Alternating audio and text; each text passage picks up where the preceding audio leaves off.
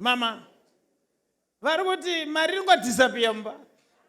Totenda vanototi kana vachitoenda kuningiri kushopu vanodzoka mari vasina mari vachiti vari zvanoenda vatuma kuti vatenge vanonotenga zvakashota vachiti ndashaiwa mari. Mudara, sei. Andiri right. Muroere maoko Mutara. Roere maoko Mutara. Mutara.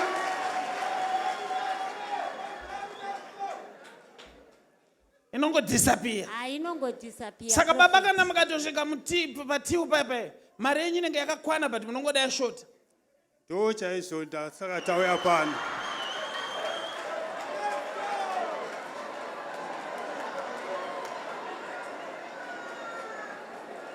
Saka tototi mari inotorwa nemushonga kai.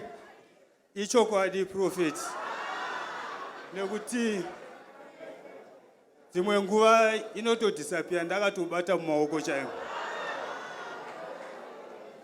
But imi muri kurambe hamusati mambozviona kuti mari inongoti disappear.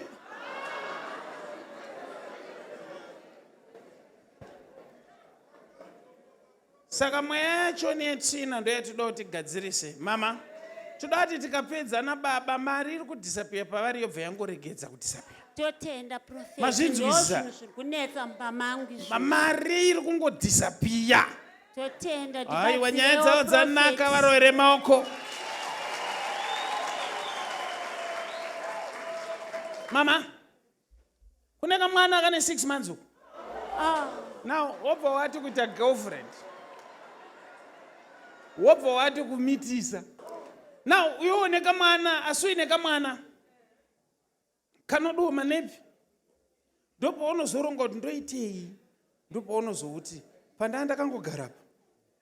Mari yangodisappear ndiri paTill. Pandanga ndakadai, mari yazodai kusvika rini.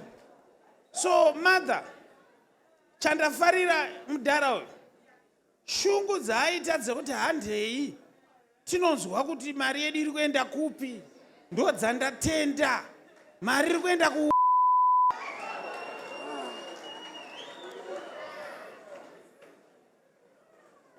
Baba. Prophet. Aiwa, endai munodzikama baba. Mazvinzwa here? Mazvinzwa, andoda kuti vadaire. Mazvinzwa here kuti ndati siyanai nezvevakadzi? Hongu ndazvinzwa. Mukuzvinzwa? Ndazvinzwa Prophet. Nekuti pane mwana handichagona kuti musachengete mwana because atopo. Mukuzvinzwa here? Hongu Prophet. Muri kunyarara unge ndiri kukunyepera, hamuna mwana kunze here? Mudhara musanipedzere nguva. Ndinaye. Kaka, ndozvinoita. Ndosikoda kuti netsa asina basa.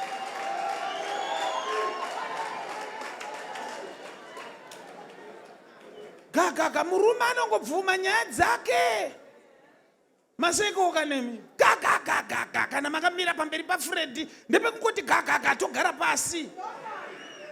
Otherwise mukada kutsika izvi ndovhura mafaira. Can I go brutal?